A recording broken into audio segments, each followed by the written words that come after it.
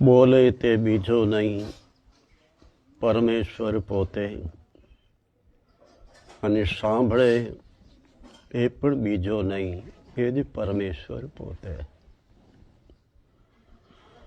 શરીર જુદા જુદા હોય, આકૃતિ જુદી જુદી હોય, પણ મારો નારાયણ સર્વની અંદર એક જ છે બાપ. કબીર કુવા એક, પનિહારી અનેક, બર્તન સબ ન્યારે ન્યારે, પાણી સબ में एक. બાપ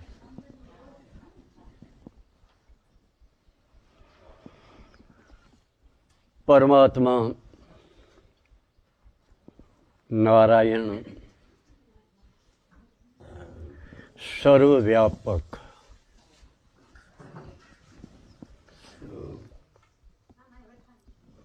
જે જળમાં થળમાં કોઈ એવી જગ્યા નથી કે જ્યાં નારાયણ વિરાજમાન ન હોય.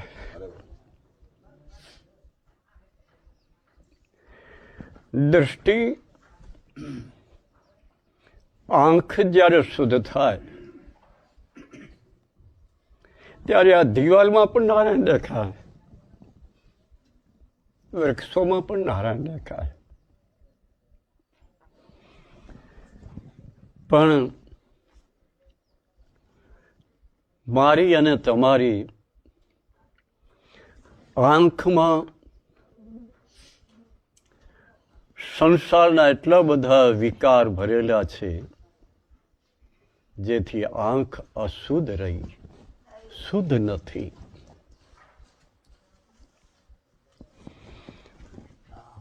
સુદર્શન ચક્ર એ કોઈ એ ચક્ર ન હતો,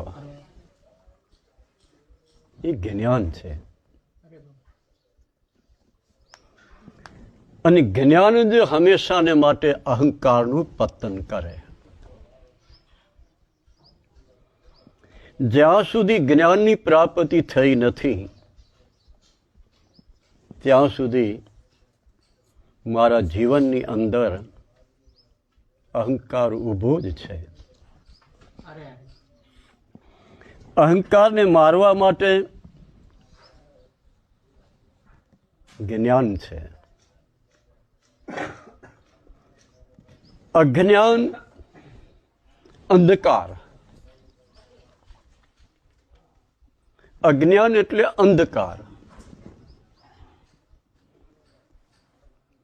એ અંધકારમાં પ્રભાત પ્રગટ કરવી. શરીર એક અંધકાર છે અને એને હું અને તમે એવું માની લીધું કે હું પોતે જ શરીર છું, અંધકાર. પણ જે અંતઃકરણ છે એ પ્રભાત છે, અને એની અંદર જે સત્સંગનો રસ જે અંદર ઉતરે એને સૂર્યપ્રકાશ કહેવાય, સૂર્યનારાયણ. જીવનમાં ખૂબ આપણે સત્સંગ તો કર્યા જ કરીએ, કથાઓ સાંભળ્યા જ કરીએ. ભાગવતની કથા બાપા બહુ સુંદર બોલ્યા, દેવદાસ બાપા, મંગો બાપા. ભાગવતની કથા પહેલા તો શ્રોતાને એનું મહાત્મય જે છે ને એ સમજવાની જરૂર છે. ધંધુકારી કોણ? ભક્તિ કોણ? જ્ઞાન વૈરાગ શું કામ મૂર્છામાં આવ્યા? આત્મદેવ એટલે શું? એની ચર્ચાઓ તો બહુ જ લાંબી છે નારાયણ, કથા છે. પણ જીવનની અંદર, મારી અંદર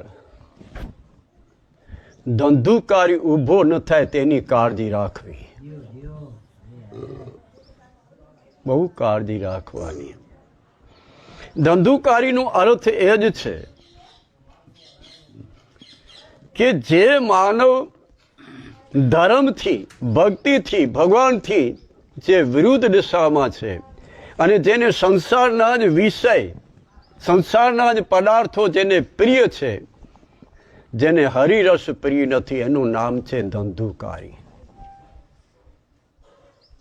5 વિષય પાછળ દુઃખી થયેલો જીવ ધંધુકારી. જે મારી અને તમારી ઇન્દ્રિયો છે, જે ઇન્દ્રિયો છે, એ ઇન્દ્રિયો એને ગોપી બનાવવા માટે કે સતત એક એક ઇન્દ્રિય પરમાત્માના સ્વરૂપમાં, પરમાત્માના નામમાં જો ઇન્દ્રિય લાગી જાય તો ઇન્દ્રિયો નાચે નાચે.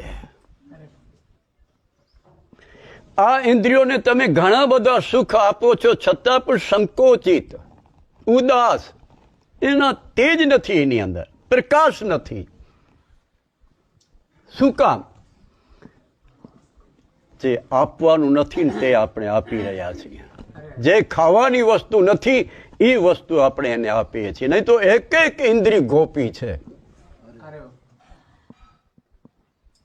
હરિનામ, પરમાત્માનું કીર્તન, પરમાત્માનો સ્વરૂપ, એની સાથે તમારી ઇન્દ્રિયો કાન છે, આંખ છે, નાક છે, જીભ છે, એની સાથે ઇન્દ્રિયોને જોડી દો તો એ ઇન્દ્રિય 24 કલાક તમારા હૃદયની અંદર નૃત્ય કર્યા કરશે. એક એક ઇન્દ્રિય નૃત્ય કરશે, કારણ કે જેને જે જોઈ તે મળી ગયું. ઇન્દ્રિયોને સંસારના વૈરાગ, વિષય, રસ એ પ્રિય નથી. વૈરાગ ક્યારે ઉત્પન્ન થાય? જ્યારે મન નિર્દોષ બની જાય ત્યારે. તમામ વાસનાઓ જ્યારે ક્ષીણ થઈ જાય, નાશ થઈ જાય, ત્યારે વૈરાગ પ્રગટ થાય. અને વૈરાગ પ્રગટ થાય ત્યારે આનંદની પ્રાપ્તિ થાય. અને આનંદની પ્રાપ્તિ થાય ત્યારે સાક્ષાત પરમાત્મા, જે તમારો ઈષ્ટ હોય, એના દર્શન થાય. પણ જે વાસનાઓ છે એ વાસનાઓને જડમૂળથી કાઢવા માટે હું અને તમે તૈયાર નથી. અનેક વાસનાઓથી આપણે ગ્રસ્ત છીએ. તમે થોડો વિચારતા કરો, તમારું મન ક્યાં છે?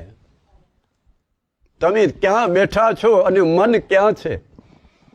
જ્યાં તમે બેઠા છો અને ત્યાં જો મન ન હોય તો તમે સત્સંગમાં નથી ને કથામાં નથી. સત્સંગને, કથાને મનની જરૂર છે. સેવા પૂજાને મનની જરૂર છે.